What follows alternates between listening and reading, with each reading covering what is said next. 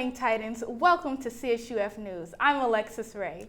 And I'm Dante Maddox Jr., broadcasting from Orange County, California. Today's news is produced by student journalists. Here's Alexis with the latest news. After 2 years into the pandemic, students at Cal State Fullerton are able to return back to campus with or without a mask, regardless of their vaccination status. Andres Webster reports on how students feel about the change of the COVID-19 mask mandates at CSUF. Cal State Fullerton ended the mask mandate on March 31st. Although cases of COVID-19 have declined in the county, the impact of the virus is still a cause of worry for some. CSUF student, Luis Horta, has decided to continue wearing a mask at school, as he frequently interacts with his 87-year-old grandfather. I personally think it's good that the mandate is being taken off. Not because I don't believe in masks or anything like that, it's just that I believe in choice more than mandates. So people should be able to make the choice whether they want to or not wear a mask. Although California's Department of Public Health lifted the mandate on March 1st, the CDC still recommends public indoor masking in areas of high transmission, such as Orange County. The county's healthcare agency announced a 6% drop in coronavirus cases, but some, like CSUF student Mario Leal, believe the school should still be careful.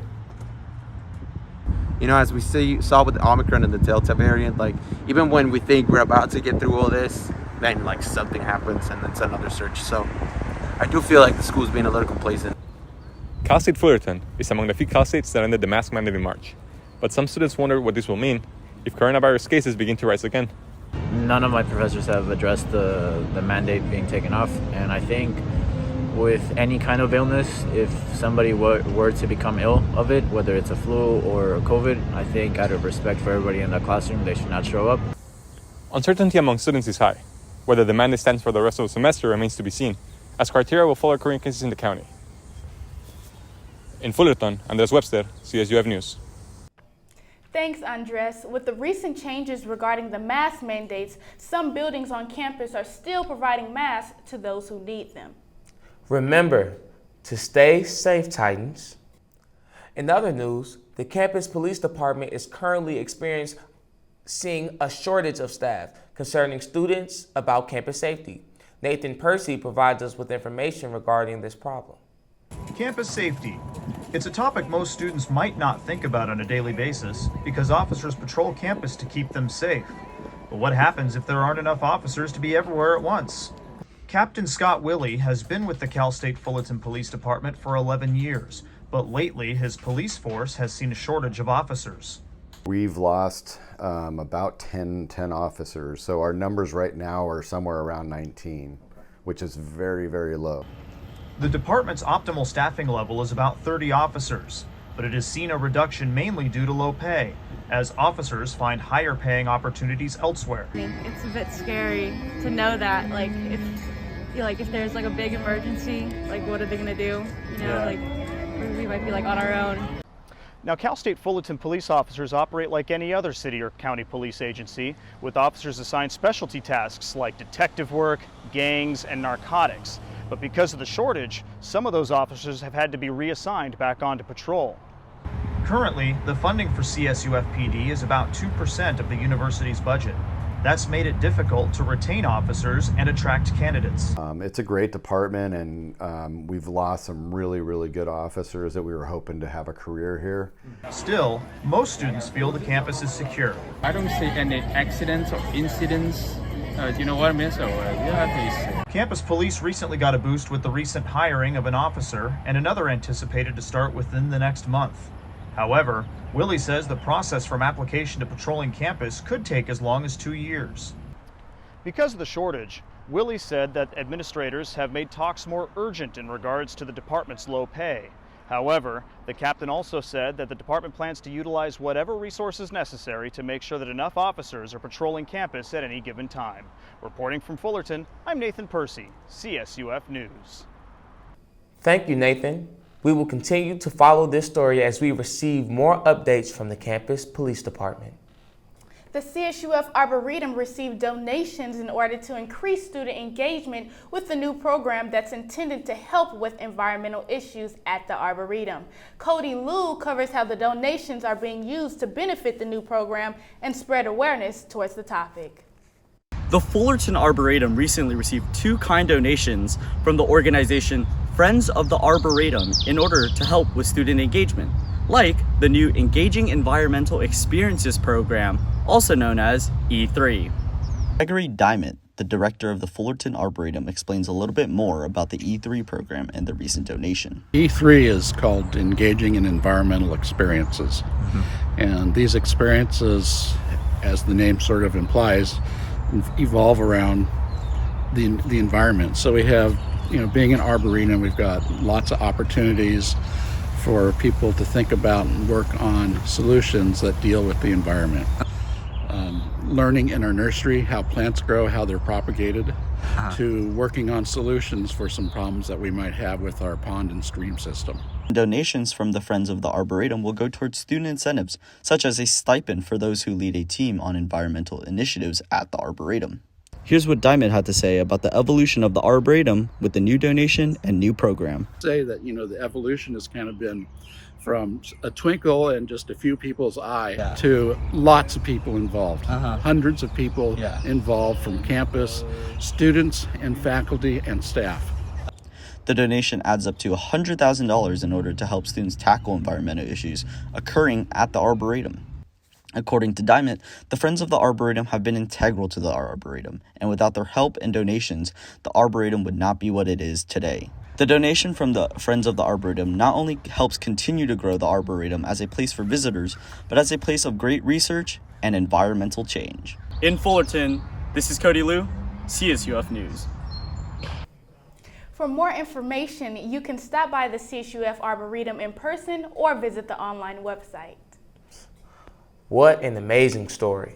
When we come back, the perspective on how Gen Z views shopping at a thrift store as more than just a trend, but rather a way to shop sustainably and save the environment.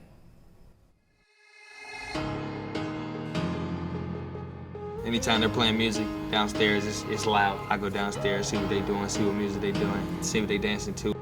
I go play piano downstairs, they come get involved. Leah has a drum set beside it, banging that. Any music, that's what they do.